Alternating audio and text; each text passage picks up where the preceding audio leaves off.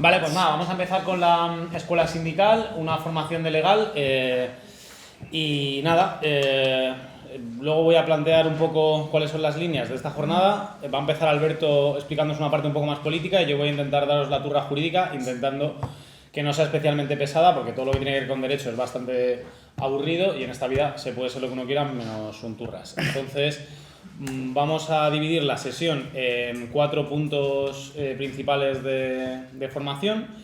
El primer punto lo va a dar, como he dicho Alberto, que son las estrategias legales en la lucha por el derecho a la vivienda. Y yo os voy a dar los puntos 2, 3 y 4, que son derechos del inquilinato, contraofensiva inquilina y derecho a la protesta. Vamos a intentar ser lo más sintéticos posibles y vamos a intentar que haya una parte técnica, pero que a la vez se pueda trasladar en un lenguaje más o menos comprensible para todas, porque entendemos que la idea de este tipo de formación no es formar a juristas, ni mucho menos, sino a formar pues, a personas y activistas que están interesadas en ver cómo defender sus derechos y en empezar conociendo esos derechos para poder luego aplicarlos y ayudar dentro de la lucha sindical. Entonces, sin más, dejo a Alberto ya con el primer punto. Vale, pues nada, que voy a ser súper breve, solamente queríamos como darle un poco como un enfoque de cómo entendemos las herramientas legales en el sindicato, ¿no? Porque obviamente no es lo mismo un sindicato que una asesoría, un despacho laboral, ¿no? Entonces nosotros una de las cosas que decimos siempre es que utilizamos las herramientas legales al servicio de una estrategia que sí que es sindical, ¿no? Entonces, básicamente esto, porque hay diferentes modelos de sindicatos también que igual en el término de la vivienda tampoco están tan desarrollados, pero en lo laboral sí que todos sabemos, ¿no?, que hay un modelo, por ejemplo, como más general de, por ejemplo, como comisiones, UGT o algo así, como que hay diferentes modelos de sindicato y también la parte legal dentro de ello es muy importante, ¿no? O sea, por ejemplo, a veces diferenciamos como en 3 modelos, como uno de abogacía en el que se basa la lucha fundamentalmente pues en una cuestión legal, ¿no? Simplemente qué derechos tenemos, cuáles no. Entonces, ¿te ha pasado algo? ¿Tienes algún derecho en este ámbito? Si no, no podemos hacer nada. Entendemos que esto, pues por ejemplo, para el sindicato no es una forma de luchar, precisamente porque en el contexto actual nuestro, derechos del inquilinato, aunque luego Carlos nos los va a desarrollar, los pocos que tenemos, pero en términos generales son muy pocos. Entonces, frente a este modelo, un poco como el que nosotros queremos implantar, es un modelo más de base, más que la organización esté en los propios bloques, los propios inquilinos y en las asambleas que hacemos, ¿no? Y no creemos que sea esto porque sea, o sea, como que este modelo porque ideológicamente nos parezca mejor o algo así, sino porque creemos que es el único modelo capaz de generar victorias y capaz de generar derechos, no por una cuestión, digamos, ideológica o algo así. Entonces, un poco, también responde pues tanto al contexto que hay tras 2013, que os lo sabéis todas, de subidas abusivas, de burbujas creadas no por el mercado, sino son los propios políticos, ¿no? Y las propias políticas públicas las que les ponen a los fondos de inversión y a todos una alfombra roja, bajando los años de los contratos, al final quitándonos derechos para dárselos a la especulación, ¿no? Porque precisamente una de las cosas que también decimos mucho es que hay una balanza en la que en un lado está el derecho a la vivienda, digamos, el valor de uso que tienen nuestras viviendas, ¿no? Y en el otro lado de la balanza están la especulación, está la vivienda entendida como un bien de mercado, ¿no? Que es esto que dijo Ábalos hace un par de años. Y precisamente, si hay mucho más peso en una que en la otra, pues al final es muy gráfico como cuando hay total libertad para el mercado, total libertad para especular, hay 0 derechos para los inquilinos, ¿no? Entonces,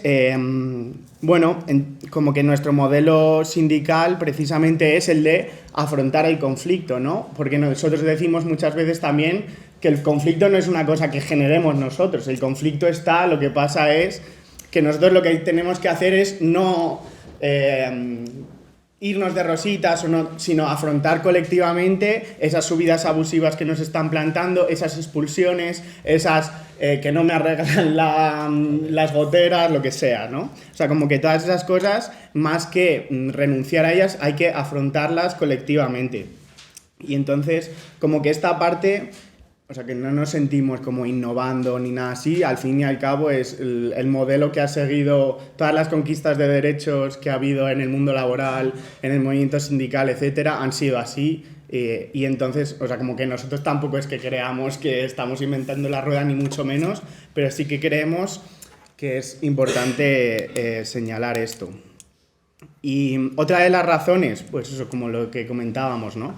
Que los derechos actualmente del inquilinato son completamente insuficientes, que tampoco podemos dejar que sean los jueces quienes decidan sobre nuestros propios derechos, sino que lo que tenemos que hacer es construir ese poder para que en la negociación con los propietarios seamos capaces de imponer nuestras propias reivindicaciones, porque al final si únicamente lo que hacemos es dejar al papel de una ley que está hecha a beneficio de los especuladores y a unos jueces también con sus sesgos de clase, sus sesgos machistas, como hemos visto también con todo lo de la manada, etcétera, etcétera, pues al final nos vamos a quedar de una forma bastante parecida. Y sobre todo que también, como ahora está habiendo un poco de debate también, ¿no?, con el tema de la ley de vivienda, de los supuestos avances que hay, etcétera. Por ejemplo, una de las cosas que hemos visto en el sindicato en este último año es que, por ejemplo, el tema de la limitación del 2%, ¿no?, que se puso desde hace un año y pico. Y hay muchísimos propietarios que no la estaban cumpliendo. Aquí tenemos a Clara, por ejemplo, que en su bloque a nadie le querían aceptar, o sea, les estaban imponiendo subidas abusivas por encima de ese 2%. Al final no ha sido la ley la que ha garantizado que no se les cobre, sino que ha sido organizar a esos propios bloques lo que ha podido garantizar que le devuelvan el dinero a todos los inquilinos de ese bloque, ¿no?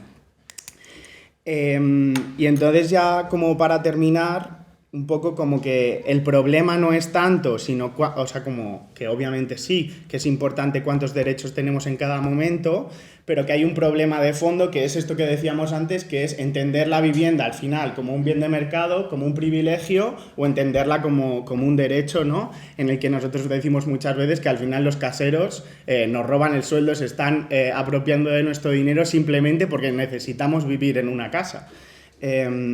Entonces, para acabar con este modelo, es por eso que nosotros creemos que necesitamos precisamente ese modelo de organización implantado en los bloques que tenga su propio poder. Entonces, nada, hoy vamos a explicar entonces todas esas herramientas que nosotros utilizamos en la parte legal del sindicato, cómo potenciarlas, no solo defensivamente, sino incluso también saliendo a la ofensiva a veces, que esto lo va a contar bien Carlos ahora. Y entonces vamos a ver una primera parte, así como más de los derechos que tenemos en la propia LAU, cómo ver qué LAU depende cada contrato, etcétera. Bueno, ahora lo contará Carlos, el tema de la contraofensiva y luego otro tema importante que es los derechos que tenemos una vez, o sea, a la hora de protestar, a la hora de salir a la calle, a la hora de reivindicar, etcétera, ¿no?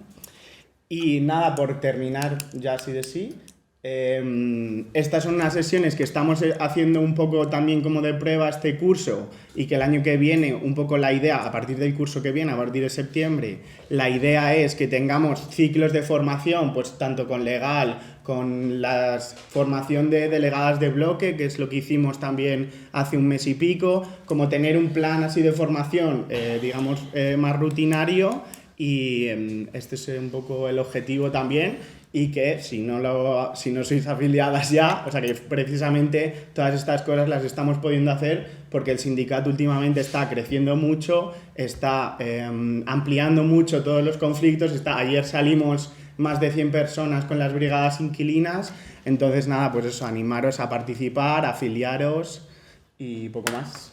Guay. Les dejo con Carlos. Vale. Vale, pues yo voy a empezar con la chapa jurídica. Como os he dicho, yo odio bastante dar chapas jurídicas. El derecho como tal es algo que es un lenguaje que se crea ex proceso para que sea muy poco accesible para la población y así excluir a las propias personas de la propia defensa de sus derechos.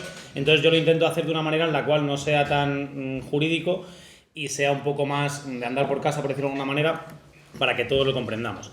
Eso lo que conlleva es que a lo mejor pues salen memes o dibujitos o mierdas, y también eso lo hago porque haciendo el PowerPoint me ha aburrido mucho y porque hacía fácilmente 10 años que no hacía un PowerPoint y bueno, pido perdón por lo que es la parte estética. He conseguido como copiar el color corporativo, pero no he podido hacer mucho más.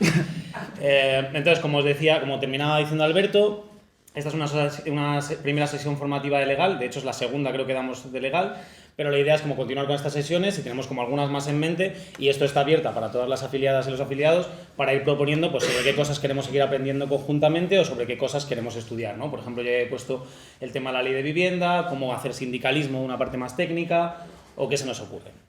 Dentro de esto empiezo ya con la chapa legal. Y como os decía, el primer punto que vamos a hablar son los derechos del inquilinato, es decir, qué derechos tenemos las personas que vivimos de alquiler y cómo podemos aplicarlos. Esto lo he dividido en 4 puntos, que el primero es cómo se regula el alquiler en España, es decir, cuáles son las normas marco que tenemos que tener en cuenta para, bueno, a fin de cuentas, todos nuestros derechos están escritos en leyes, negro sobre blanco, cuáles son esas leyes y cómo conocerlas o cómo acercarnos a ellas.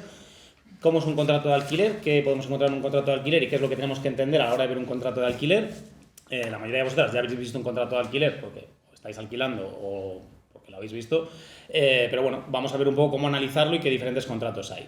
Luego un pequeño punto muy breve de problemáticas básicas que tienen los inquilinos y las inquilinas, que nos suelen llegar al sindicato y que nos vamos a tener todos en toda nuestra vida mientras que vayamos alquilando. Y luego por un último punto también muy breve de otros tipos de contrato que, como veréis, no son los regulados en la ley de arrendamientos urbanos, sino son los regulados en el Código Civil y que conllevan otra serie de derechos y otra serie de obligaciones diferentes, ¿vale? Entonces, bueno, paso con el primer punto, que es el tema de la regulación en España del alquiler, y entonces para ello hay que tener en cuenta 2 leyes. La LAU, que es la ley 29/1900, he puesto a Laura Pausini porque es la primera Laura que se me ha ocurrido, sinceramente. La LAU, que es la ley 29/1994 de 24 de noviembre, conocida como Ley de Arrendamientos Urbanos o LAU, y el Real Decreto de 24 de junio de 1889, por el que se publica el Código Civil, que es el conocido como Código Civil. Evidentemente no es el mismo que entró en vigor en 1869, porque si no seguiríamos con los duelos a pistola y movidas así, pero ha ido siendo modificado en muchas ocasiones y lo vamos a tener que estudiar también, sobre todo como norma subsidiaria. Como vais a ver luego, va a ser la LAU la que más hagamos referencia.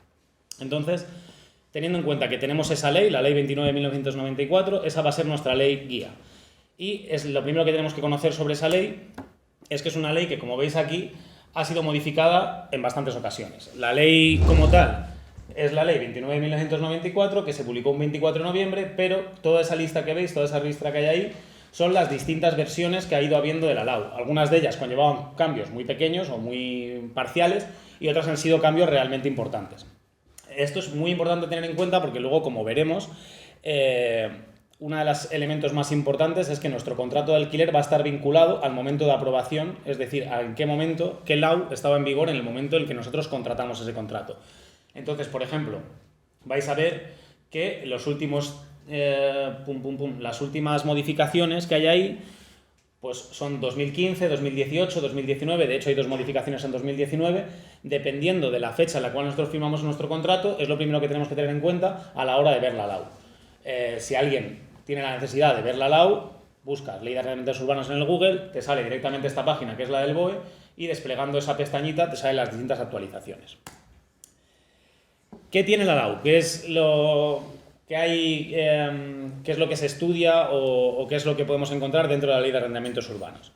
Vale, es una norma que no es especialmente extensa, las leyes como tal son todas muy aburridas, pero hay algunas que son más largas, otras son más cortas, esta no es especialmente larga. Y lo primero que hace es diferenciar entre los contratos de alquiler para uso de vivienda y los contratos para uso distinto de vivienda. El primer artículo de la LAU lo que te dice es, aquí va a haber una serie de artículos que te van a aplicar si lo que estás alquilando es tu casa, tu vivienda habitual, y otra serie de artículos que solo se van a aplicar en el caso de lo que estés alquilando sea un local comercial, un espacio de uso diferente a una vivienda.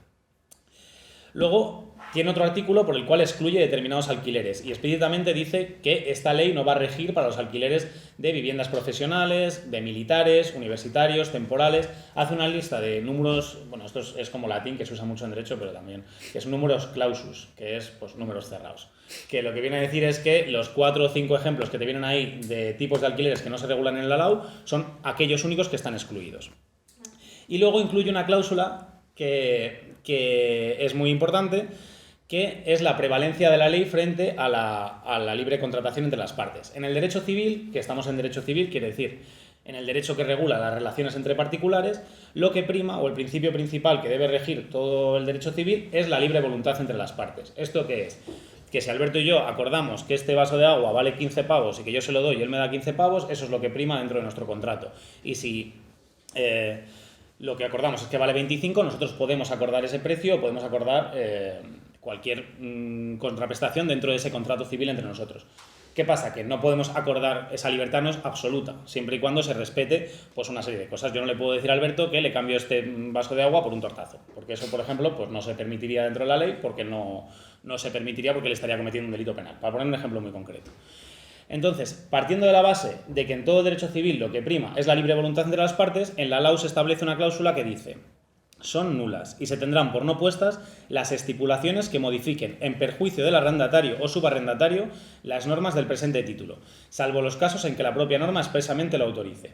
Es decir, todo aquello que tú acuerdes dentro de tu contrato de alquiler que sea peor para ti como inquilino que lo que establece la ley, en ese caso prima la ley frente a tu contrato. Esto lo vamos a ver más adelante cuando veamos, por ejemplo, el tema de la duración de los contratos, pero si la ley dice que un contrato como mínimo dura 7 años, si el casero te obliga a firmar un contrato por el que dura 1 año y medio, prevalece la ley frente a lo que tú has firmado en ese contrato. Esto es muy importante porque es nuestra cobertura legal o nuestra principal arma de defensa legal respecto de lo que podamos haber pactado dentro de un contrato. Dentro de que esos son los 3 elementos así como más importantes de la LAU, vamos a ver que luego el resto de articulado, que como os he dicho, pues no es especialmente extenso, va regulando determinados elementos del alquiler. El primero que regula es el subarriendo. Se puede subarrendar, es decir, si yo alquilo una cosa, se la puedo alquilar a un tercero, pues ahí viene regulado en el LAU y te explica en qué veces puedes subarrendar, en qué casos no, en qué casos está completamente prohibido, en qué casos lo puedes hacer con permiso del propietario, etc. Esto, al igual que el resto de cosas que os voy a contar, va a depender del año de firma del contrato. No es lo mismo la regulación que existe en relación al subarriendo en la ley actual, que es la que se aprobó en 2019, que el subarriendo que había si firmaste el contrato en 2015 o si firmaste un contrato en 2010, por ejemplo. Otra cosa que se regula y que es especialmente importante porque nos afecta y es una cláusula esencial del contrato es la duración y prórrogas del contrato. Como supongo que ya todas sabréis, en la LAU que había aprobada desde el año 2013, que es cuando empieza la ofensiva liberal frente a las personas que vivimos de alquiler y se intenta liberalizar lo máximo posible el mercado, en la LAU de 2013 se establece una duración máxima de los contratos de 3 años. Es decir, pactaras lo que pactaras tú en tu contrato de alquiler, las prórrogas obligatorias que tenía que asumir el arrendador, el casero, era hasta 3 años. Esto, gracias a la lucha de las inquilinas y gracias a la presión social y gracias a un pequeño cambio de paradigma político, hemos conseguido que se haya ampliado a 5 años en el caso de los contratos entre particulares y a 7 años en los contratos con grandes tenedores o empresas. Pues eso también viene regulado en la LAU. La duración que tiene que tener el contrato y cuánto pueden ser las prórrogas. También viene regulado el desistimiento, es decir, en qué ocasiones puede el arrendatario, es decir, podemos nosotras, decirle al casero: te vas a comer la casa porque yo me voy. Viene regulado y viene establecido qué tipo de contraprestaciones se pueden tener que dar al casero o en qué casos no hay que dar contraprestaciones. Viene también articulado que tiene que haber una renta, es decir, un pago en dinero y una fianza.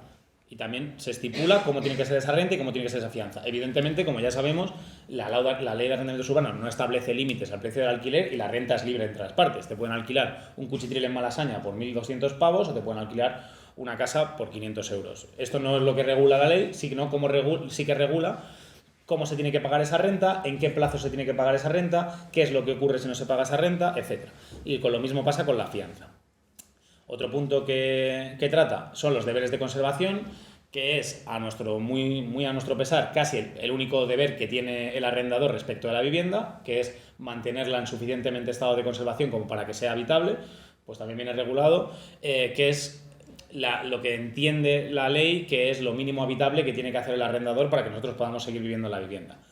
También viene regulado las obras, es decir, qué pasa si yo hago obras en la vivienda, si las tiene que hacer el arrendador, etcétera, etcétera. Y viene regulado cómo se extingue el contrato de arrendamiento. ¿Qué pasa si, por ejemplo, el arrendador fallece? ¿Qué pasa si el arrendador vende la vivienda? Etcétera. Todo esto viene regulado y lo más interesante es saber que es una ley más o menos sencilla, que es una ley más o menos corta y que en la mayoría de los casos, según se nos dé la circunstancia jurídica concreta, pues se nos muere el arrendador o de repente vende la casa o nos quiere subir la renta, una de las primeras cosas que tendríamos que saber hacer es acercarnos al Alau y leerlo. Oye, que no entendemos ni papa, pues puede ser, pero sí que es un buen primer paso para por lo menos saber que nuestro derecho va a estar ahí recogido y que a veces va a ser más sencillo de interpretar y a veces va a ser más complicado y vamos a tener que tener ayuda profesional. Pero todas estas cuestiones que sepamos que vienen reguladas en la LAU. Entonces, elementos importantes. Lo primero que hay que comprobar, como os he dicho antes, es en qué año se firmó tu contrato. ¿Por qué? Porque, como ya esto ya no lo repito, dependiendo del año en el que se firmó, se aplica una norma o se aplica otra en relación a sus distintas modificaciones. Lo segundo que tenemos que hacer cuando tenemos un conflicto, comparar la cláusula que nos están aplicando o la comunicación que nos está haciendo el casero con lo establecido legalmente. Es decir, por ejemplo, nuestro casero coge, se nos rompe la caldera y nos dice, mira, es que la caldera la pagas tú. Nosotros vamos a nuestro contrato y pone la caldera y todos los elementos de la vivienda, sea cual sea estos, las paga el arrendatario. Nos vamos a la LAU y nos pone, el arrendador tiene la obligación de mantener la vivienda en estado de habitabilidad, es decir, que pueda vivir una persona normal. ¿Es la caldera un elemento de mínima habitabilidad de una vivienda? Pues hombre, yo creo que ahora mismo, viviendo en Madrid, creo que la casa tenga agua caliente o que tenga suministro eléctrico o que tenga agua corriente es un mínimo de habitabilidad. Y en ese caso, aunque nuestro contrato ponga que nos tenemos que comer la caldera, pues yo pelearía por que nos cambiara la caldera porque la LAU, como hemos dicho antes, prima respecto del contrato de alquiler. Pero también tenemos que tener en cuenta que el derecho nunca son matemáticas, es decir, no nos vamos a ver con un conflicto, vamos a mirar la ley y vamos a tener la respuesta. ¿Por qué? Porque para empezar, la LAU no regula todo al detalle, ni mucho menos, la LAU tiene una serie de consideraciones generales y porque evidentemente todo lo que hay en derecho es interpretable y el casero pues va a decir que tú te tienes que comer la caldera porque él lo ha puesto en el contrato y tú vas a decir que él tiene que comerse la caldera. Ese tipo de interpretación siempre se va a tener que dar y el conflicto jurídico pues puede ser que subsista, no va a ser como miro la ley y le digo a mi casero, oye, que tienes que comerte tú la caldera. Muchas veces vamos a tener que pelear o incluso llegar a judicializar el asunto para que nuestro derecho, si realmente lo tenemos, se reconozca. Esto es un poco lo que es la LAU, esto es lo que viene establecido en la LAU y yo si os apetece os la podéis leer porque os he dicho que es corta, la que sí que evidentemente no os podéis leer es el Código Civil. O sea, el Código Civil es una norma supletoria, es decir, el Código Civil es la norma a tener en cuenta para todo aquello que no regula la Ley de Arrendamientos Urbanos. Como he dicho ahí, no os lo leáis entero, son 1976 artículos más no sé cuántas disposiciones transitorias y ahí viene regulado cosas muy random, o sea, cosas completamente aleatorias que vienen desde los romanos, rollo, ¿qué pasa si a tu enjambre de abejas se le va la olla y se va al feudo del vecino y se pone ahí a hacer miel? ¿Esa miel es tuya o es del vecino? Mira, pues esto podría ser un problema de puta madre para los romanos, pero a mí a día de hoy como que se me queda grande, la verdad. Entonces, bueno, pues aquí vienen reguladas muchas historias y muchas movidas que en realidad no nos van a ser especialmente relevantes, pero hay otras que sí. Y voy a citar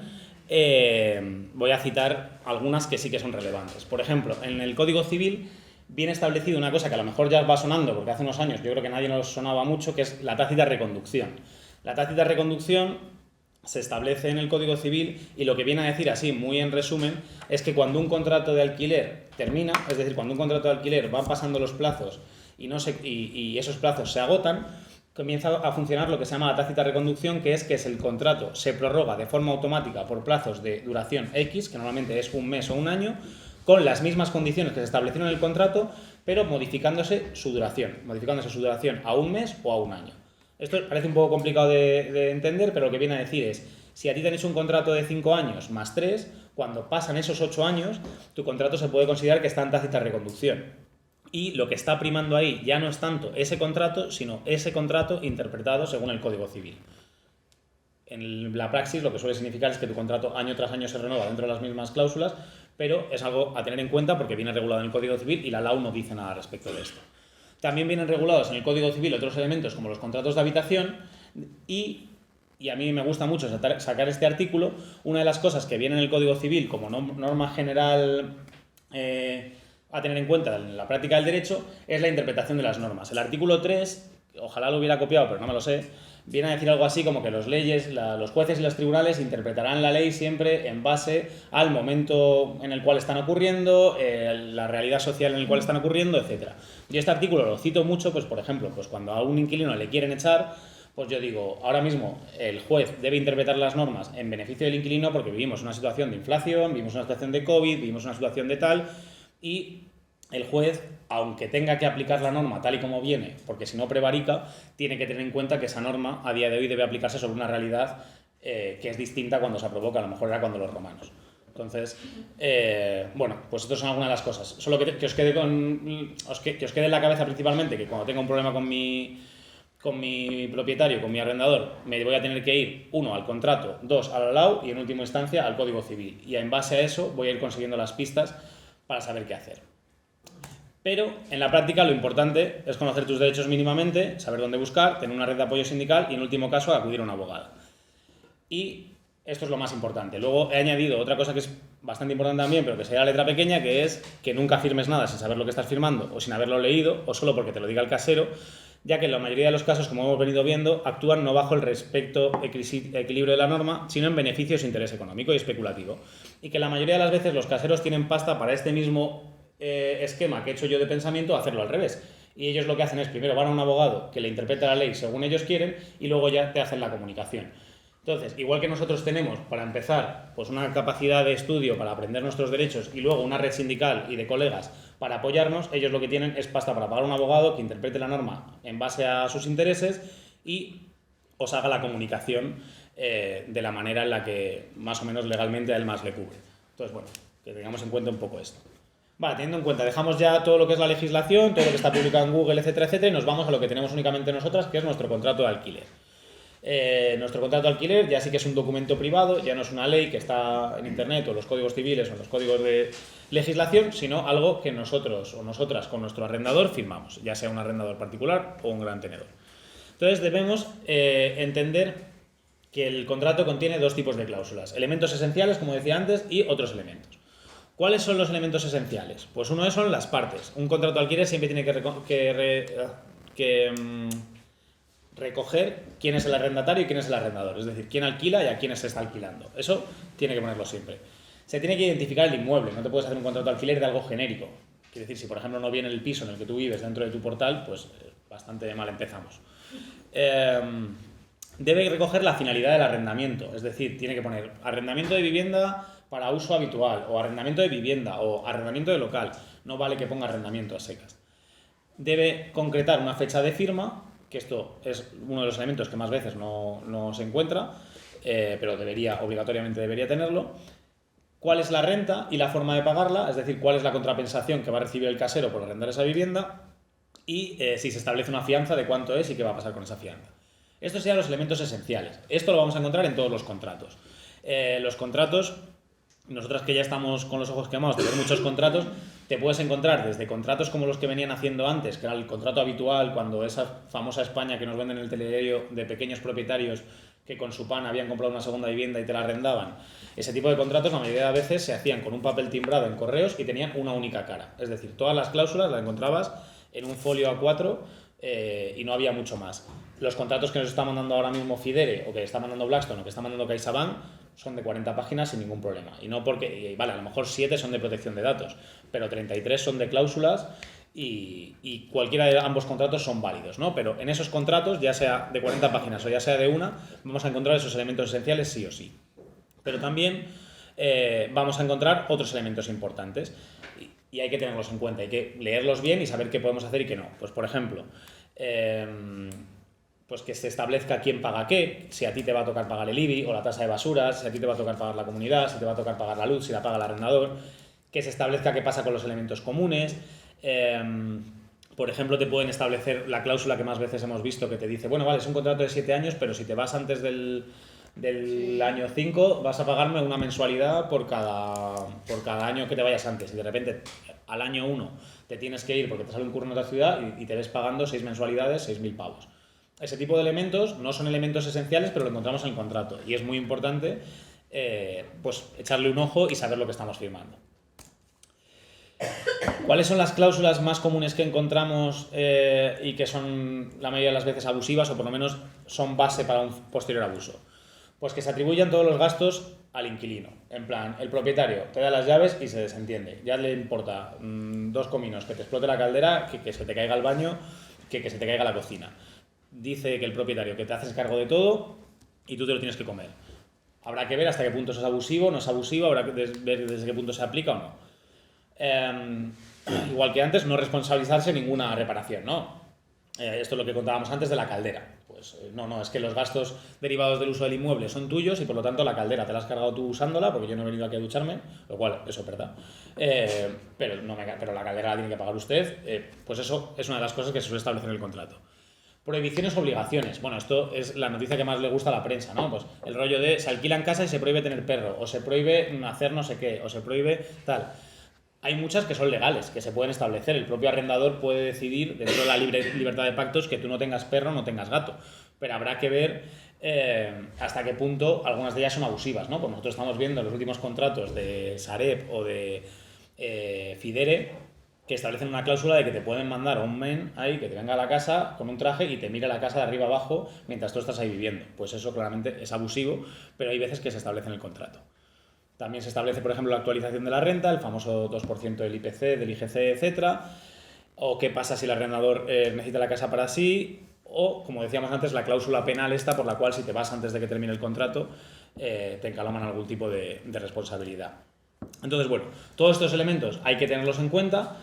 Estos son los elementos principales, pero en relación a esto, pues volvemos al esquema de antes. Tenemos que leer bien nuestro contrato, todo aquello que consideremos que va en contra de nuestro interés, ir a la LAU y ver cómo se regula en la LAU y luego ya decidir qué firmamos o qué no firmamos, ya sea asesorados por una persona profesional o por una compañera del sindicato, o cogemos y peleamos, le decimos al arrendador, oye, mira, esta cláusula me la quitas, esto me lo tachas, esto me lo cambias. Pero estas son las cláusulas más comunes que encontramos en el contrato. Otros contratos, muy brevemente. Como os he dicho, la Ley de Arrendamientos Urbanos regula los contratos de vivienda y de uso distinto de vivienda. Pero hay otro tipo de contratos que también que podemos encontrarnos, que son, por ejemplo, los contratos de habitación o los contratos vacacionales. Muy brevemente, pero bueno, como sabéis, los contratos de habitación es cuando se alquila no un inmueble, sino una parte de un inmueble.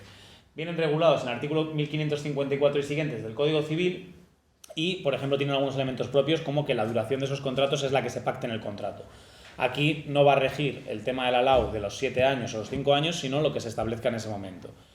¿Qué pasa? Que muchas de las veces estos contratos se están haciendo en fraude de ley y se están haciendo para evitar hacerte un arrendamiento con todas las garantías. Entonces, en el caso de un arrendamiento de habitación, pues lo primero que tenemos que saber es que como tal, per se, no es ilegal. Pero sí que a lo mejor, por las propias condiciones por las que se ha hecho ese contrato, o en los términos en los que se ha hecho, o en los términos en los que se está aplicando, puede ser ilegal. Otro contrato que tampoco está regulado en la LAU y que es importante, son los contratos vacacionales, que son los contratos que tú firmas pues porque de repente me voy a ir 6 meses a vivir a Madrid porque tengo a mi madre ingresada en el hospital, pero yo soy de Galicia y quiero venir a visitarla, o voy a irme a vivir voy a irme a trabajar 4 meses a un rodaje en México y voy a alquilar una casa ahí. Bueno, en México no, porque no rige la legislación. Pero, para que me entendáis. Ahí también la duración no es la establecida en la LAU de 5 y 7 años, sino la que establezca el contrato. Y el elemento más importante que tenemos que tener en cuenta, que también ha tenido como mucha repercusión mediática últimamente, es el tema que tiene que quedar claro que ese contrato no es la vivienda habitual del inquilino. Es decir, en el contrato se tiene que decir, mira, yo es que vivo en Madrid, en la calle no sé qué, y esto lo estoy alquilando para 6 meses porque me voy a mudar aquí 6 meses. Si no se establece eso, si no se establece la vivienda del inquilino, la mayoría de las veces estos contratos están en fraude de ley. Es decir, nos han hecho un contrato para evitar la aplicación de la LAU y en ese caso lo que se aplica es la LAU, aunque el arrendador no quiera. También hay que ir al caso concreto, hay que ver un poco cómo se hace, pero bueno, en definitiva es eso. Solo para hacer el apunte, el fraude de ley es utilizar una vía legal, utilizar un íter procedimental legal para llegar a algo que la ley no permite.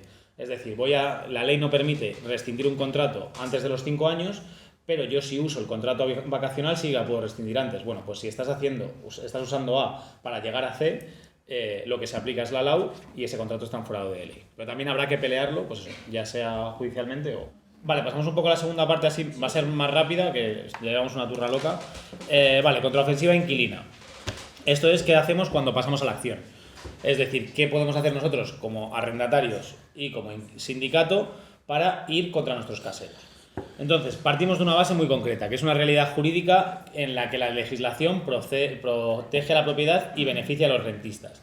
Y esto tiene pros y contras, quiere decir, pros y contras de esta situación. Los contras, que la legislación es pro derechos. La legislación pro derechos del inquilinato es insuficiente, pero la parte positiva es que la estamos consiguiendo cambiar, ¿no? Prueba de ello es la LAU de 2019, prueba de ello es la futura ley de vivienda, prueba de ello son los decretos del COVID, prueba de ello...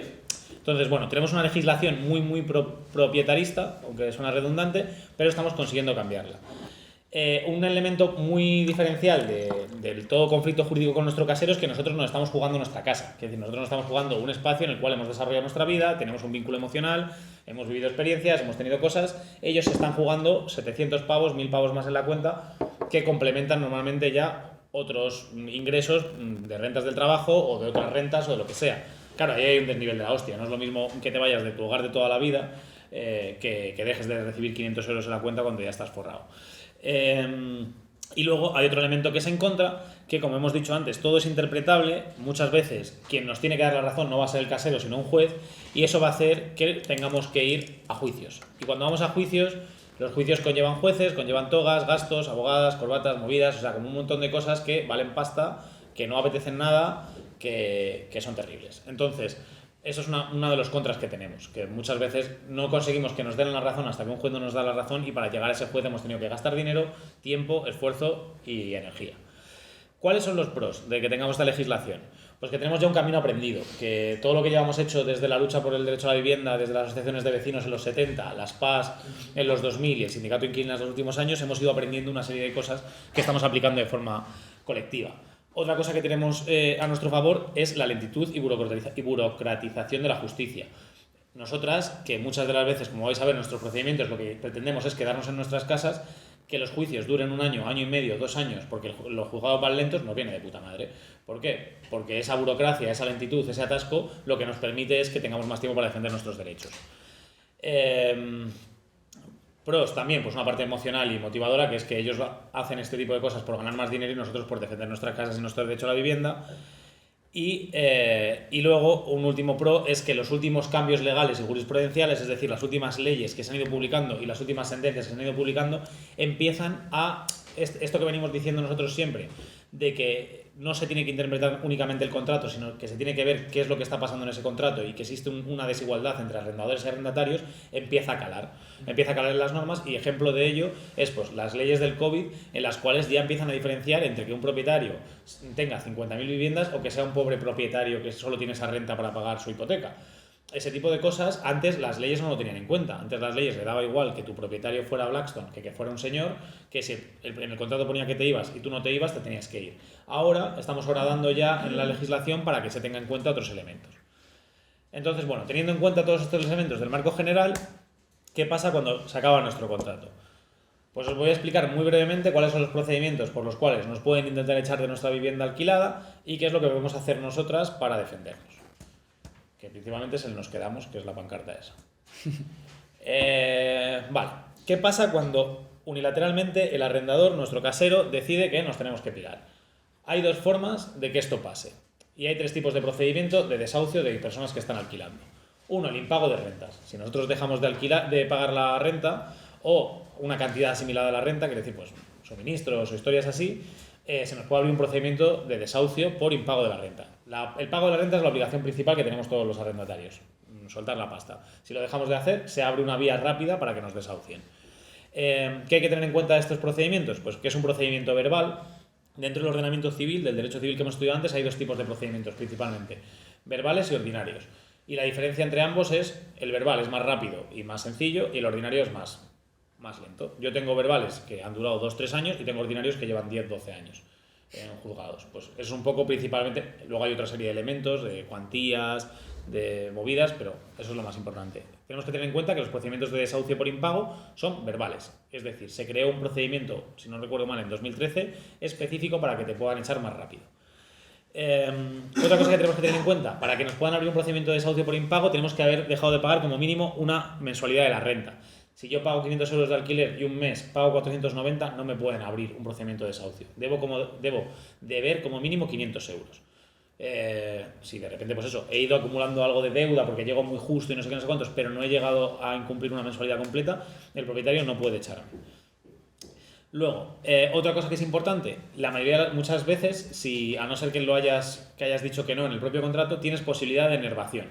Posibilidad de enervación yo la explico siempre como una forma así como muy sencilla. Enervar la acción, que el verbo como tal no sé qué significa, viene a ser que una vez que a ti te ponen la demanda, tú la contrarrestas. Entonces, es como que te dice, el tío te llega una demanda y dice, me debes 1000 pavos. Y tú dices, pues como estos, se los pones en la mesa, se acaba el procedimiento judicial. Ya está, has enervado la acción, le acabas de pagar la pasta que te debías y aquí no hay debate, ni juez, ni hostias que diga nada más. Se acaba el procedimiento. ¿Qué pasa? Que eso tiene que venir establecido en el contrato que tienes derecho a hacerlo, o no tiene que venir específicamente que no tienes derecho a hacerlo, y lo puedes hacer como mucho una vez por cada contrato. Es como un hechizo que tienes una vez y solo se gasta. Y luego, siempre que tengamos un procedimiento de estos de impago, tenemos la posibilidad de defendernos. ¿Cómo nos podemos defender? Pues a lo mejor nosotros estamos dejando de pagar la renta porque el arrendador hace meses que no nos hace reparaciones o porque de repente la casa está hecha una mierda o por no sé qué. Bueno, pues a lo mejor es interesante contestar esa demanda y decirle al juez, sí, es verdad que existen unos recibos y yo no estoy pagando, pero este señor está haciendo esto, otro. Ahí por lo menos se abre un debate jurídico y se abre un procedimiento verbal que suele durar, como os he dicho, entre 6 meses, un año, va a depender, porque hay veces que ya cuando te llega la demanda tienes fecha de desahucio, son procedimientos que van variando en la temporalidad, se pueden alargar, hay algunas veces que son muy cortos, pero siempre vamos a tener posibilidades de defensa. Ya os digo que es verdad que la experiencia o la jurisprudencia lo que viene a decir es que tu obligación principal es pagar y hay muy pocos motivos por los cuales tú puedas dejar de pagar. Pero hay veces que a lo mejor podemos intentar, o incluso pues si la persona no puede pagar y el arrendador es un gran propietario, pues a mí no se me caen los anillos por defenderme lo máximo posible para que la casa le dure 6 meses más o un año más, aunque se vaya con una deuda de la hostia, porque el gran propietario no necesita esa casa y a lo mejor esa persona sí. Segundo procedimiento por el cual te pueden echar, la finalización del plazo, que este es el más típico y el que más conocemos en el sindicato. Es decir, yo hice un contrato de alquiler, he estado pagando, soy un arrendatario ejemplar, pues le mando una carta a mi casero un Christmas cada Navidad, le tengo la casa limpísima, fantástico, pero este pibe lo que le interesa es la pasta y cuando llega un tiempo en el que va a vencer mi contrato, me manda un burofax y me dice que me pide que la va a subir 300 euros o 400 euros. En ese caso, lo que nos encontramos es de nuevo un procedimiento verbal, es decir, otro procedimiento que se rige por la ley, por el artículo 250.1.1 de la LEC, que la LEC no es una de las leyes que hemos estudiado antes, pero es la que regula los procedimientos civiles, que es la ley de enjuiciamiento civil. Como decía antes, es otro procedimiento verbal, es decir, es un procedimiento más o menos rápido. Y la clave de ello es el preaviso que tiene que hacer el arrendador de que me tengo que ir. Según la LAU anterior, quiere decir, los contratos de antes de 2019, se establecía que con un mes de antelación te avisaran de que te tenías que ir, ya valía. Es decir, mi contrato vence el 1 de julio, 30 días antes, el 1 de junio, te avisan te llega un burofax y te dice que no te renuevan. Pues en un principio tu contrato finaliza el 1 de julio. La LAU de 2019 nos dio un pelín más de garantías y estableció ese plazo en 4 meses. Es decir, por lo menos tienes 4 meses para verlas venir antes de que tu contrato venza. Vale, y luego, una cosa importante. Nosotros lo que recomendamos siempre en Nos Quedamos es que se puede seguir pagando. Es decir, aunque tú estés fuera de contrato, aunque el propietario considere que tu contrato está vencido, tú puedes seguir pagando y hay formas de pagar. Mucha gente la tiene domiciliada y se la siguen sacando de la cuenta o la sigue pagando y hay otras veces que hay artilugios legales para seguir pagando, por lo menos para demostrar que tú quieres seguir dándole la pasta al propietario, perdón. Vale.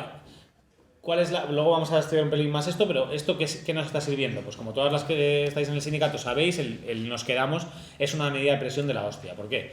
Porque los fondos de inversión han comprado un bloque entero con la esperanza de rentabilizarlo, de echar a todo el mundo en 2 años y subir el alquiler al doble. Entonces ellos hacen sus números, tienen sus Excels hechos por el puro demonio, en los cuales dicen, a este edificio ahora le estoy sacando 1.000 pavos, en cuestión de 2 años le saco 4.500. Si de repente todo el bloque coge y dice, no, mira, es que no nos vamos, te vas a gastar 2.500 pavos en abogados en echarnos y no vas a rentabilizar un duro hasta dentro de 2 años y medio que nos echen a todos, el fondo lo mismo coge, rehace ese Excel y dice, hostia, pues me renta haceros un contrato mucho más amable, mucho más simpático y no quedarme aquí con inquilinos que lo mismo están consignando las rentas pero no las estoy cobrando, o lo mismo me están saliendo la tele cagándose en mis muertos, o etcétera. Entonces es un poco una medida de presión que tenemos. Y por último, que muy brevemente, otro procedimiento de desahucio que te pueden abrir es el procedimiento de desahucio por incumplimiento del contrato. Y en este caso ya no es un procedimiento verbal, es un procedimiento ordinario, es decir, es un procedimiento bastante más largo. Yo no tengo, por ejemplo, ningún procedimiento de estos de incumplimiento ordinario porque es bastante raro. Esto sería, pues, hemos puesto una cláusula en el contrato en el que no pueden entrar perros y de repente llega un día y está ahí tu perro. Vale, pues te abro una demanda de desahucio porque has incumplido el contrato, porque no hay perros, y ahí ya te metes en una especie de procedimiento judicial un poco largo, un poco tedioso, con gastos, en el que tienes que demostrarle al juez que el perro estaba ahí, lo mismo luego el perro no está ahí. Es un poco una movida y la mayoría de las veces nadie se mete en un berenjenal así por un perro o por movidas. Más que nada porque los otros procedimientos son bastante más rápidos, garantistas y a fin de cuentas, pues bueno. Volviendo al tema que nos quedamos, a este procedimiento judicial, bueno, pues no me voy a extender a contarlo porque ya tenemos una guía preciosa que se elaboró en su momento, que está en la web si no me equivoco, y en la cual se desarrolla todo el tema de cómo se hace el nos quedamos, qué conlleva, qué posibles consecuencias hay, etc. Y cuáles son los plazos y cuáles son los temas para entenderlo bastante. ¿Vale? Entonces, bueno, estos son los procedimientos de desahucio y lo que vamos a hacer frente a los procedimientos de desahucio. Pero también podemos pasar a la ofensiva siendo nosotros los que demandemos a nuestro propietario o demandemos a nuestro arrendador. En ese caso, bueno, pues tenemos la opción de las demandas colectivas. Las demandas colectivas es algo que se nos ocurrió también aquí un poco en el Sindicato de Madrid y que lo hemos hecho varias veces con bastante éxito, y es coger y decir, bueno, pues muchos inquilinos que tienen exactamente el mismo contrato, con las mismas cláusulas, que lo único que cambia son los nombres de los encabezados y como mucho las fechas, demandan a su arrendador porque consideran que esos contratos tienen cláusulas abusivas. En ese caso, si tú abres un procedimiento de este tipo, lo que se abre de nuevo es un procedimiento ordinario, es decir, un procedimiento de los largos, de los que están regulados en el artículo 249.6 de la ley. Claro, nosotros esto lo hemos usado como una herramienta un poco muy concreta para evitar los desahucios. ¿Por qué? En el caso de Blackstone en Torrejón nos encontramos en un conflicto en el cual a todo el mundo le están llegando demandas de desahucio y les está diciendo en 6 meses, un año te voy a echar de aquí. Lo que hacen los inquilinos es abren todos un procedimiento colectivo frente a Blackstone y una vez que ese procedimiento está abierto y está lanzado, a los procedimientos individuales de desahucio les decimos, oye, no puedes continuar con este procedimiento de desahucio porque yo he demandado también a mi arrendador y debe primar primero el procedimiento en el cual yo demando a mi arrendador antes de saber si yo me puedo echar. Es decir, primero un juzgado tiene que decir si mi contrato tiene cláusulas abusivas antes de que tú, juzgado, digas si yo me tengo que ir o no. Eso hizo que se atascaran todos los procedimientos judiciales y que Blackstone se sentara a negociar y decir, hostia, me la habéis liado. Pero las demandas colectivas no son las únicas que podemos hacer, que es una herramienta que es interesante y que, bueno, hay veces que se puede estudiar, hay veces que a lo mejor no tiene interés como tal, pero bueno, hay que ver el caso concreto del bloque. También se pueden intentar las demandas individuales. Esto ha sido muy famoso en enero, si no me equivoco, que una demanda del sindicato de yogaters con el colectivo Ronda, una inquilina firmó un contrato de alquiler con un fondo, si no me acuerdo mal era la Zora. Su contrato era, a mí me gusta mucho una palabra que dicen los abogados, que es draconiano, que significa que su contrato era una mierda como enrevesada, inentendible, en el cual todo el derecho lo tenía el arrendador. Cogió el contrato, se fue a un juez y le dijo, este contrato tiene cláusulas abusivas.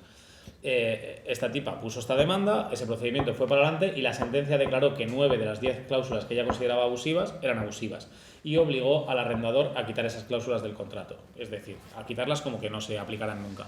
Y esto ha sido un tema muy paradigmático, ha dado mucha prensa y ha sido algo que los inquilinos y las inquilinas podemos replicar para nuestros contratos en vigor, intentar quitarnos las cláusulas que más nos están jodiendo. Y no solo se puede hacer esas demandas colectivas y esas demandas individuales, sino todo lo que se nos ocurra. O sea, dentro del derecho, pues eso, como hemos dicho desde el principio, las normas son completamente interpretables y hay muchas cosas que se nos pueden ocurrir. Os pongo un ejemplo muy concreto.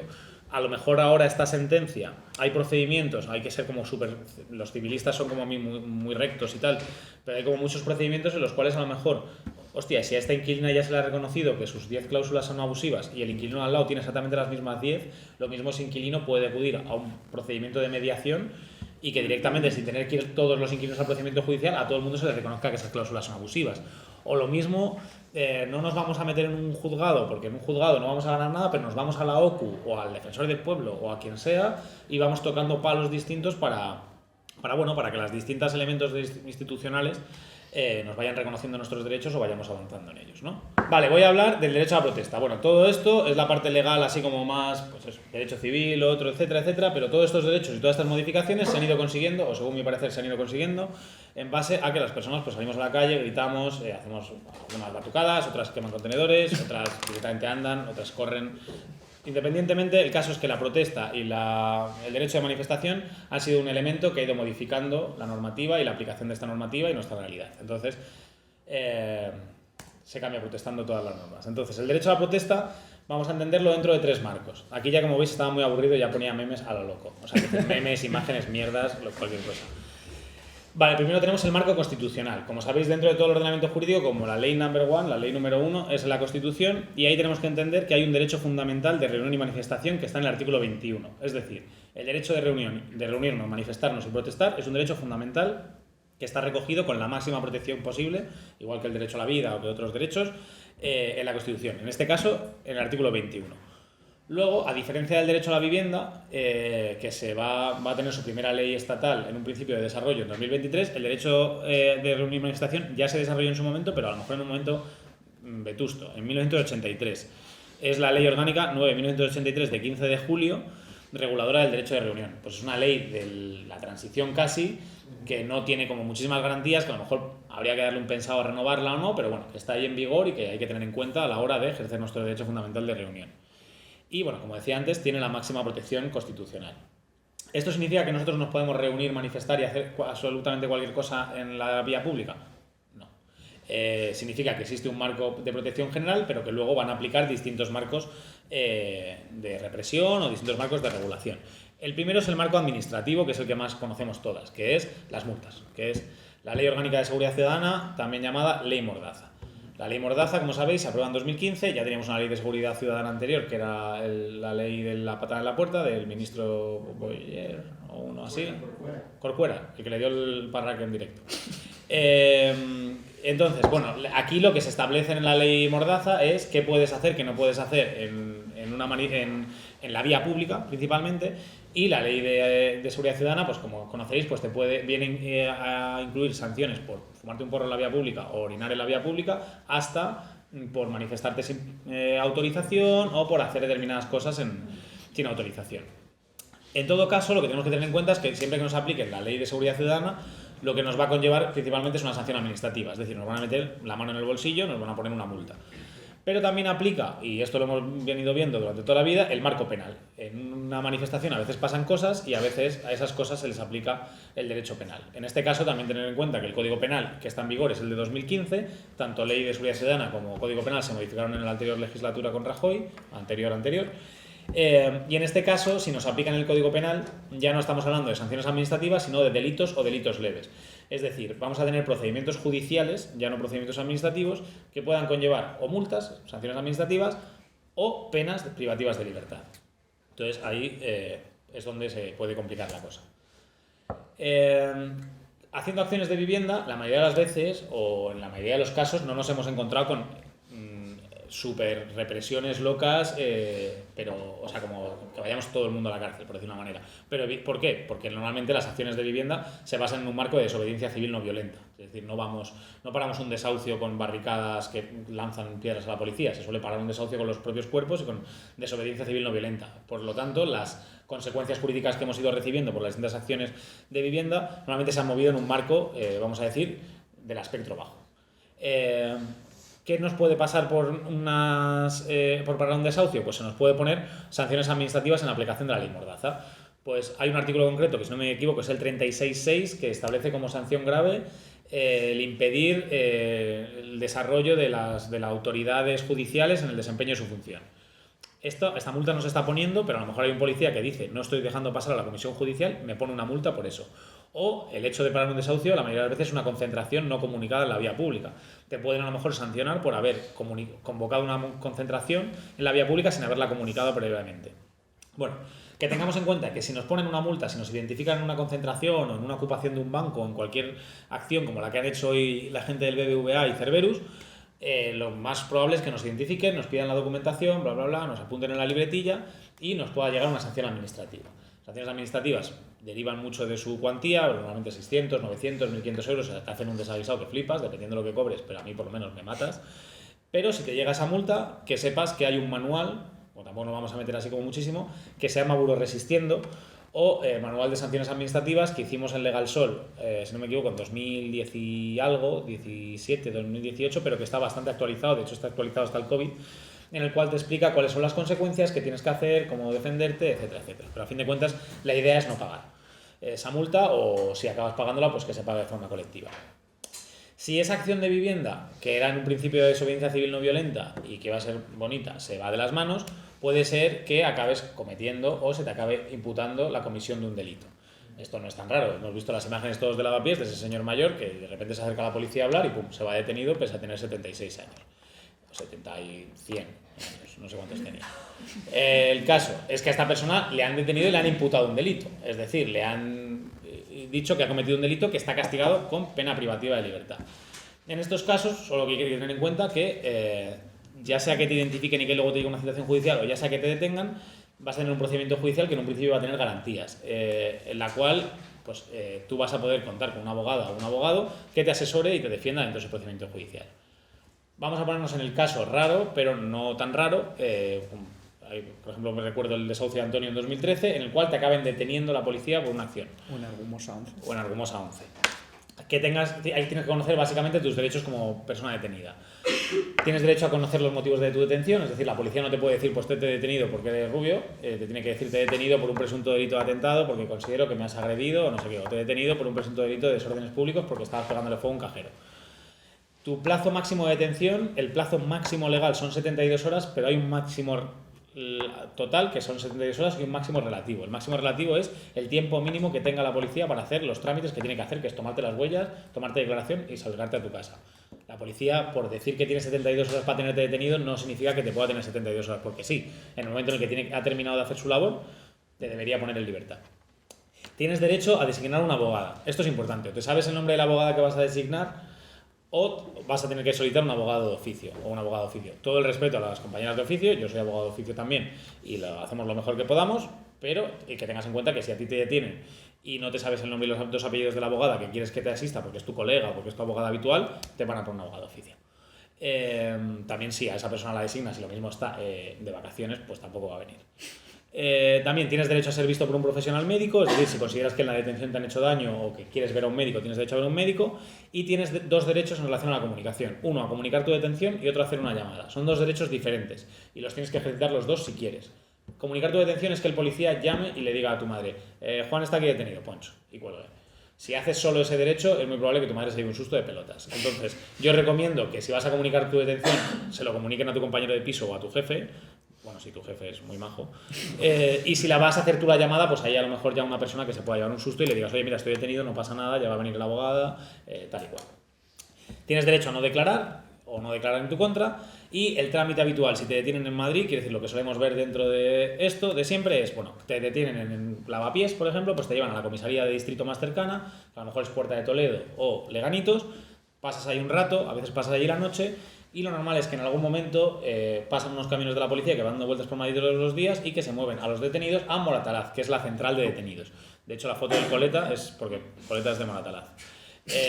Normalmente pasas unas horas en Moratalaz y luego te llevan a Plaza Castilla. Y en Plaza Castilla ya vas a los calabozos de Plaza Castilla y ahí ya sí que estás delante del juez y del juzgado que te va a enjuiciar. Y a partir de ahí lo normal es que te pongan en libertad y la alternativa que te pongan en libertad es bastante fea, que es que te lleven a Soto de Lenares, en el que vas a conocer a un montón de diputados y exdiputadas del PP, vas a conocer a gente valiosísima, banqueros, pero vas a echar un rato largo. Yo siempre hago el mismo estrategia de defensa, como abogado penalista, la mejor estrategia de defensa es que no te pillen, corre, vete de ahí, ya está, o sea, es lo que hay. En resumen, muy brevemente, he hecho un resumen que viene a decir que el desconocimiento de las leyes no exime de su cumplimiento, pero su conocimiento tampoco exime de su cumplimiento, así que menuda mierda. O sea, las leyes aplican, ya te las sepas, no te las sepas, pero creo que es importante que te las sepas porque muchas veces pues ahí es donde puedes encontrar tú una defensa o una interpretación que te sea favorable.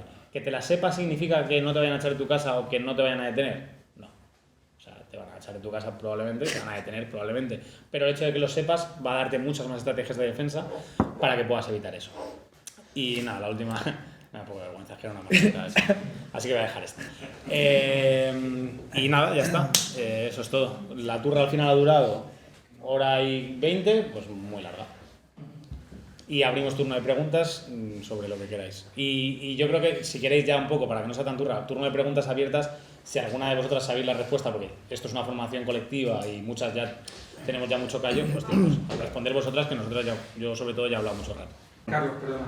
En cuanto a la fecha de firma del contrato, cuando ha habido una adenda posterior, ¿cuál es la fecha que se tiene que tomar como referencia? Pues ahí yo diría dos cosas. Uno, si la adenda únicamente ha modificado algo del contrato, ha dejado súper claro que es una adenda, pues por ejemplo una adenda es, se ha ido fulanito de la casa y ha entrado menganito.